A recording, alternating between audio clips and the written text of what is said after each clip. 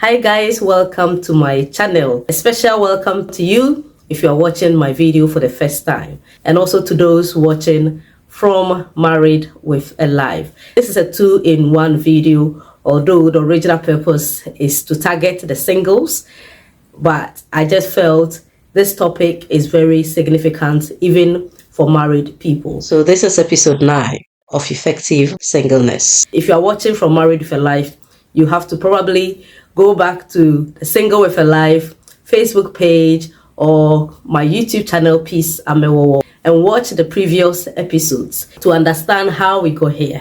We looked at the type of people you should not marry, and one of those group of people are mommy's boys. So this video is going to be in 4 parts. We will look at who is a mommy's boy, how people become mommy's boys, why you should not marry a mommy's boy, and if you are a mommy's boy, how to stop being a mommy's boy. My aim is to help our singles to understand what they are getting themselves into if they see signs of a mommy's boy in the person that they want to marry. And if you're already married, this video is to give you a proper understanding to help you know how to handle your husband if he is a mommy's boy. Please leave your reactions on this video by leaving a comment, clicking on the thumbs up to like the video, and most importantly, share this video on your timeline, especially if you know someone who is a mommy's boy or going through the effect of a mommy's boy. Please tag them in this video to bless them.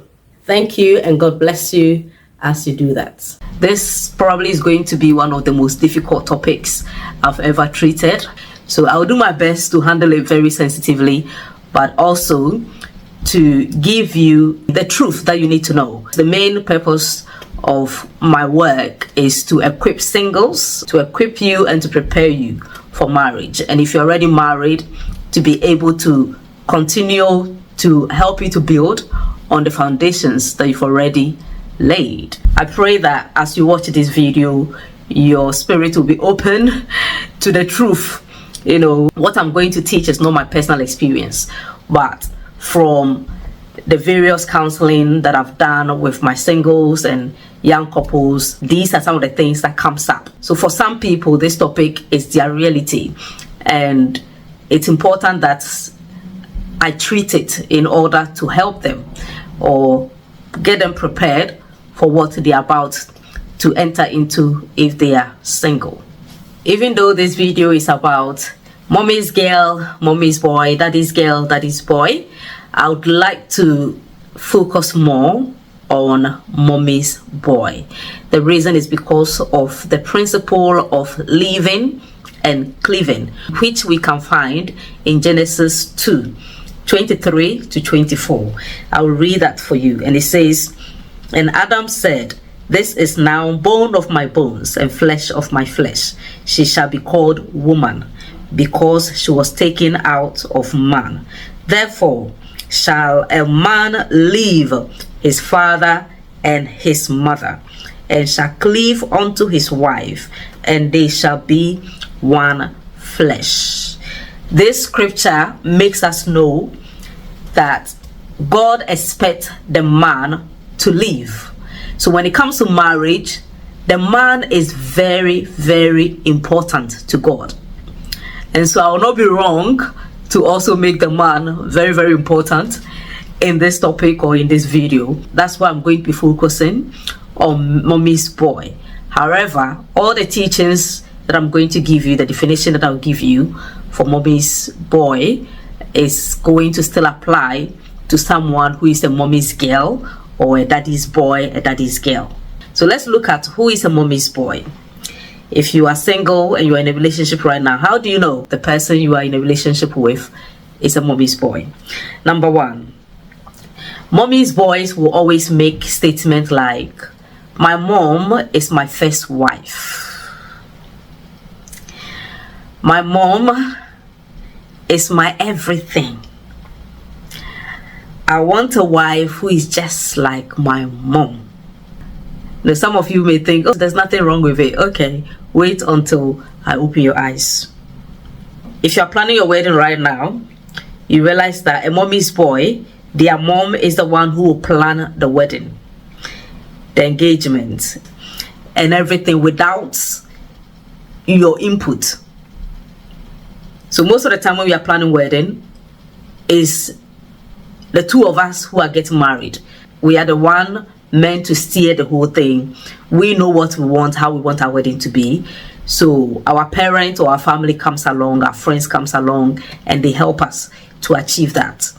But if you are getting married to a mommy's boy, that will not be the case. Their mom will be fully in charge. So they will plan the wedding, and even the engagement. If you are from the African setting, we know that the engagement is normally planned by the woman's family. But in this case, the mom will even take control of the engagement and plan it. So you will not have any input. They will choose your wedding dress. They will choose what material you use, what fabric you use for your engagement outfit. They will literally be the one planning everything, and all that you have to do is to flow with it. And the guy will be fully in support of their mom doing everything. Mommy's boys normally do not like eating food from anywhere else apart from their mommy's food. Okay, so sometimes they will tell you, me, I don't eat anybody's food. The only food that I like to eat is my mom's food. Okay, so the question is, when you get married, will they be eating your food, or do be going to their mom's place to bring food? Okay, they are giving you clues right from those statements. Also, they don't make any statement without mentioning their mom. Everything they do, everything they say, you will hear my mom this, and my mom did that, and my mom said this, and my mom told me this, my mom said I should do this, and my mom, and my mom, and my mom. I always say that men don't lie. They don't lie to women. They tell us just that we let our emotions get into the way, so we are not hearing them properly. If the man you're about to get married to tells you, my mom is my everything, the question you should ask them is, okay, so who am I then? Where do I stand? If your mom is your everything, where do I stand? If they tell you, my mom is my first wife, it means you are their second wife. That's what they're trying to tell you. If they tell you, I want a wife who is just like my mom, the question is, who is your mom? You need to know who the mom is. You don't just smile and think, oh, he loves his mom so much, so if he wants a wife who is like his mom, it means that he's going to love me. My friend, check who the mom is first. Maybe their mom is somebody who has never been to school. Maybe they've lived their life, all their life in the village. They've never traveled. You are a city girl. You've got your PhD. You are working. You probably have got your own house already. And this person is telling you, I want you to be like my mom. How can you marry the two? How are you going to reconcile that? Okay, so you need to understand, what do they mean? What aspect of their mom do they want you to be like? Do they want you to be the village mom, the uneducated mom, or the humble mom? Because maybe there's a humility their mom has, or a sweetness their mom has that they want you to have. Okay, so you need to find out the specifics. Don't just close your eyes and start smiling and thinking that means you're going to have a perfect marriage. No. These statements, some of these things can mean a lot to a man, and it tells who they are, how they see their mom, and how they will treat you. So if this person thinks that their mom is their first wife, it means that you are the second wife. And what does it mean to be a second wife? Okay, so these are some of the clues that will tell you that the person you are going to marry is a mommy's boy, especially if they cannot do anything without their mom, if they cannot make any statement without mentioning their mom, then you know you are treading on dangerous grounds. Now, how do people become mommy's boy? People become mommy's boys when they are raised by only their mother, not necessarily by a single mother. Okay, there are some people who are raised by single moms, but there are families whereby both parents are in the marriage, but the father is an absentee father. He's there, but he's not really involved in the children's life. He doesn't care for them. He doesn't speak with them.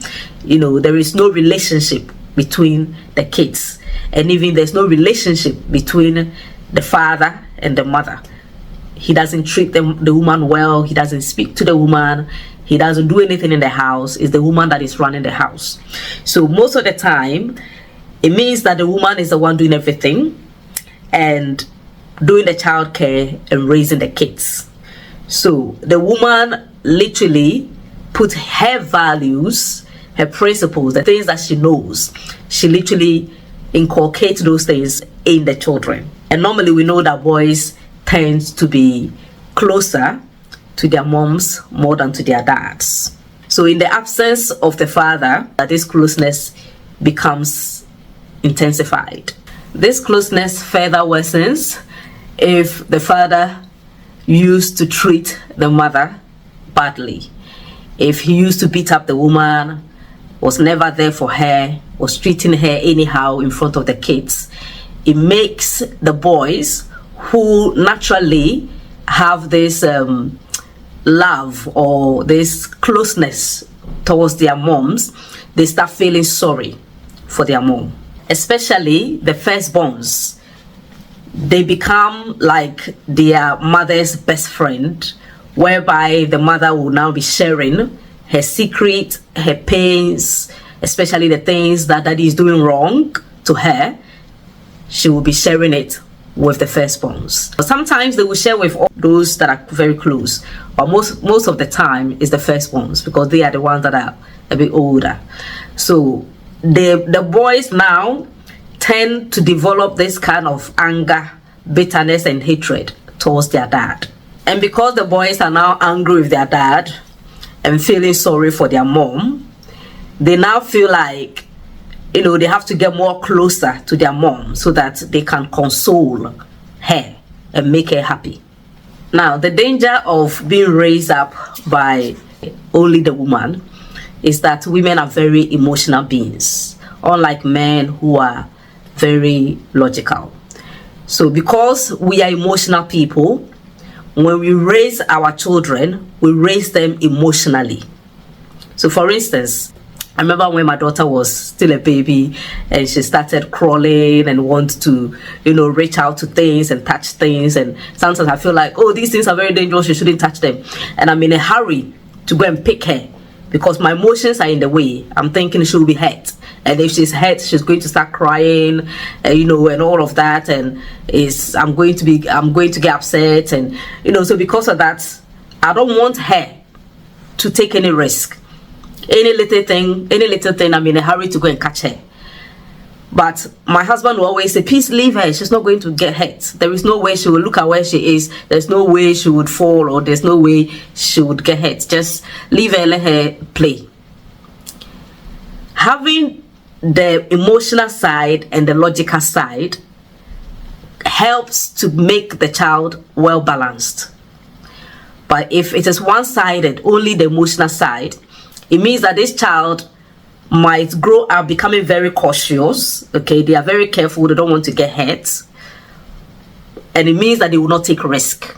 So they will be very emotional, but mentally they'll be weak. So that is the danger when now, as a boy, you are raised by a woman, when you are meant to be a logical person, but a woman has raised you emotionally.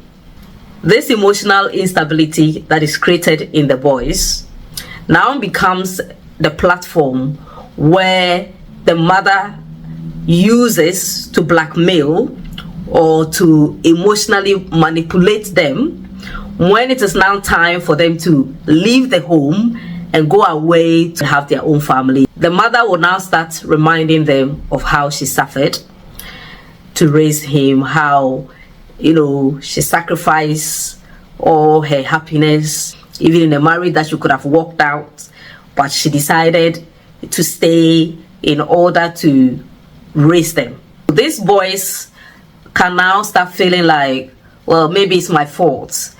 Maybe if I was not in the picture, my mother could have left the marriage. She could have married another person. She could have been more happier, you know. So they start feeling very guilty, especially when their mother is now in a situation that they can't help, or if they are not able to do something for their mother, they start feeling very guilty, because it's almost like, I have to make up to her. I have to compensate her. I have to pay for the suffering that she suffered for me. If you are a mommy's boy, you need to understand how this started. And if you are getting married to someone you feel is a mommy's boy, it's also important for you to understand how it started. And if you're a mother or a parent who is watching this, you have to understand how the challenges that you had in your marriage played a role in making your child a mommy's boy. This is why sometimes when people are doing counseling, they will tell parents that never share with your child. Never tell them that their mother is evil, or their father is evil, or their mother did this to you, or their father did this to you. Because once you start sharing those things with them, you are emotionally damaging them, and they would hate one of you. And eventually, when they grow up and maybe they get to hear the other person's side of the story, and they realize that, no, my mom was not entirely bad, or my father was not as bad as my mom portrayed, they will start hating you too. So this is a very sensitive topic. This is going to remind some people of their pain, and nobody wants to see their mother suffer. Nobody wants to see their mother go through an abusive or bad marriage. It can be disheartening to see that. So this is very sensitive, but unfortunately we have to treat this topic, because this is also causing a lot of problems in marriages. And the next thing I want us to look at is why it is dangerous to marry somebody who came from this kind of background, or who has become a mommy's boy because of this background that they came from.